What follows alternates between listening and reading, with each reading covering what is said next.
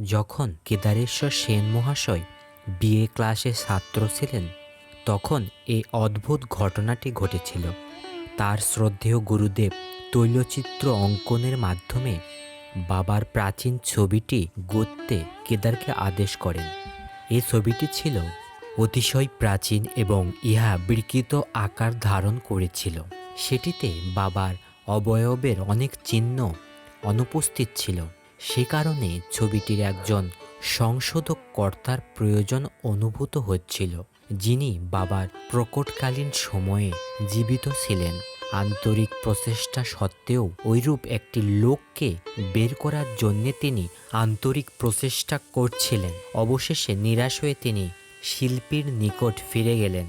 যখন তিনি শিল্পীর ঘরের ভিতর প্রবেশ করলেন তখনই লোকনাথ বাবার নিখুঁত ছবিটি দেখে বিস্মিত হলেন। সানন্দে শিল্পী তাকে অবহিত করলেন যে তার এখানে আসার পূর্বেই একজন ব্রহ্মচারী তার নিকট আসলেন, তার সম্মুখে বসলেন ও ছবিটির দোষ ত্রুটি সংশোধন করলেন। তিনি ঘরে প্রবেশ করা মাত্র ব্রহ্মচারী অদৃশ্য হলেন। কেদারেশ্বরের গুরু ছিলেন রজনীকান্ত। বাবার অপ্রকটকালীন সময়ে এ ধরনের রহস্যের লীলা মাহাত্ম্যের প্রচার আজও শোনা যায়। বাবা লোকনাথ এরূপ লীলার খেলোয়াড়। বাবার ভাগ্যবান ভক্ত আজও বাবার ওই রূপ লীলা প্রত্যক্ষ অবলোকন করে চলছেন।